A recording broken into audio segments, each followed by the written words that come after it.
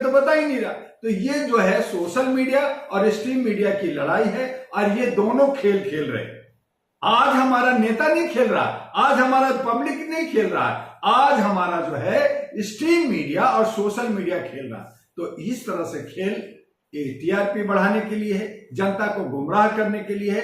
बिहार की जनता बहुत जागरूक है, वहां पे एक बदलाव चाहती है और ऐसी सूरत में कॉर्पोरेट पार्टी हो चाहे पारिवारिक पार्टी हो, उनको शिकस्त मिलेगा, वो हारेंगे और एक नया समीकरण वहां बनने जा रहा है और आपको देखने को मिलेगा।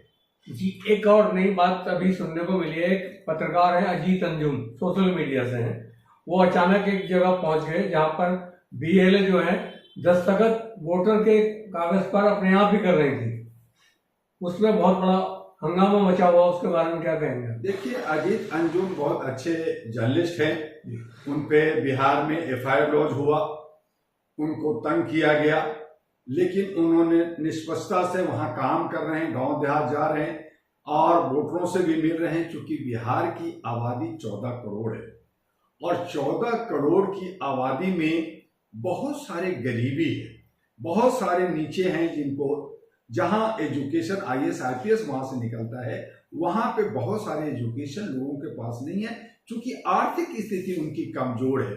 और ऐसी सूरत में जो पदाधिकारी वहां बनाए गए हैं वो भी ज्यादा पढ़े लिखे नहीं है। फिर दबंगों की जो परिपाटी शुरू से चल रही है, कांग्रेस वक्त से चल रही है, जो बैलेट से होता था, जो मनमर्जी होता था, बुलेट और बंदूक के नोक पे होता था, आज उन्हीं मानसिकता में लोग काम कर रहे हैं। पैसा खर्च करो तो काम होगा। तो वहां के जो पदाधिकारी हैं वो अपनी खाना पूर्ति करने के लिए इलेक्शन कमीशन भी, गवर्नमेंट भी करे जल्दी जल्दी करो, तो जल्दी जल्दी में वो जो है लोगों तक, घरों तक नहीं पहुंचते। लोग उनको, पदाधिकारियों को भी पकड़ के मारने की स्थिति में आए हुए हैं, जो आज अपने लेह लद्दाख में देख रहे हैं, आपने हमारे पड़ोसी देश नेपाल में देख रहे हैं। हर जगह जनता जो है अब पदाधिकारियों को मारने लगे हैं, अब नेताओं को मारने लगे हैं। तो इन्होंने घर में बैठे बैठे, ऑफिस में बैठे बैठे ये सारा काम कर रहे हैं, जो ये लोकतंत्र के लिए खतरा है।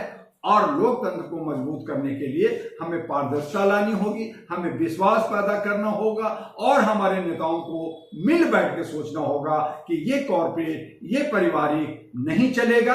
अब हमें जो है नए समीकरण के साथ नए युवाओं को साथ देना होगा। अब ऐसी ही जो है, पहले सुना था गठबंधन में शामिल हो रहे हैं, लेकिन अब वो 100 सीटों पर अपने आप अलग से लड़ेंगे, उसके बारे में क्या कहेंगे आप? देखिए, वो एक बहुत बड़ा जमूरा कहिए जी, मदारी खेल का खेल खेलने वाले डुगडुगी बजाते रहते हैं। हालांकि उनके साथ भारत के सभी मुसलमान नहीं हैं, जो चंद मुसलमान हैं जो पैसे पे काम करते हैं। असम में जिस तरह से भाजपा के जो उसको आग लगा दी गई कार्यालय को, और मणिपुर में भी वही सुनने को मिल रहा है, क्या मामला मान के चल रहे हैं आप इसको? जर्नलिस्ट महोदय, जनाक्रोश, असंतोष का माहौल बना हुआ है। हर राज्य में कमोबेश है। आसाम बाढ़ आती है हर साल, वहां बहुत सारी तबाही होती है, जनता का कोई देख रेख नहीं है।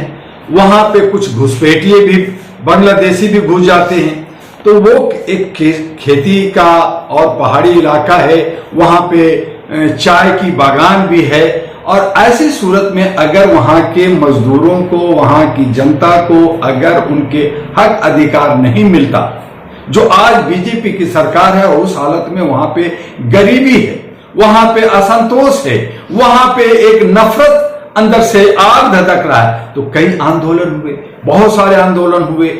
आपने कहा नेपाल में, आपने कहा मणिपुर में। मणिपुर 2 साल से चलता रहा।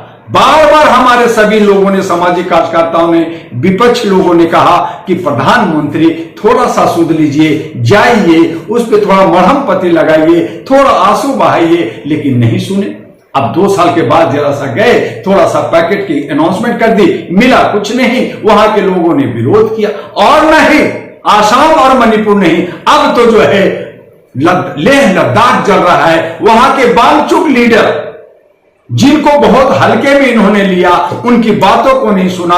उन्होंने कहा हम आंदोलन नहीं चाहते, हम हक चाहते हैं। हमारे इस राज्य को अगर आपने अलग किया है, जम्मू कश्मीर को 3 हिस्से में बांटा है, कश्मीर जम्मू बनाया है, लेह लद्दाख बनाया है, तो आप इसको स्टेट का जो है स्टेटस दे दीजिए ताकि इसका सही ढंग से विकास हो सके। लेकिन सरकार जो है अनाउंसमेंट तो कर देती है लेकिन इंप्लीमेंट नहीं करती है। उनको जो है लड़ने भिड़ने के लिए, आग में जलने के लिए छोड़ देती है। और यही वजह है कि लेह लद्दाख में आग लगा हुआ है, लेह लद्दाख में आंदोलन चल रहा है, असम में आंदोलन चल रहा है, आपका नागालैंड में चल रहा है, आपके मणिपुर में चल रहा है। आप खाली घूम घूम के थोड़ा सा जो है रेवड़ी बांट देते हैं और फिर भूल जाते हैं। आप बिहार का विधानसभा छीनना चाहते हैं, बाहुक एंड कुक लेना चाहते हैं, उसके लिए दुनिया भर के प्रोजेक्ट, दुनिया भर के वादा करते हैं लेकिन उसको पूरा नहीं करते। वहां के नौजवान आज चुनाव के दहलीज पे खड़ा है और लोग कह रहे हैं मुझे तो नौकरी दे दो, यहां चोरी हो रहा है, यहां एग्जाम में चोरी हो रहा है, मेरी नौकरी नहीं मिल रहा, मुझे और कुछ नहीं मिल रहा है। उसके लिए वो लगातार आंदोलन कर रहे हैं। आप उस बातों पे कोई बात नहीं करते। मैं इतना करोड़ परियोजना कर दूंगा, मैं उतना बना दूंगा, मैं ये कर दूंगा, मैं वो कर दूंगा, स्मार्ट सिटी 6 बना दूंगा, बुलेट ट्रेन ला दूंगा, इतना करोड़ों को रोजगार दे दूंगा, इतना करोड़ों का जो है मैं फ्री में बांट दूंगा। कहां से बांट दूंगा? आपने कोई कमा करके या कहीं से रखा है? यही जनता का।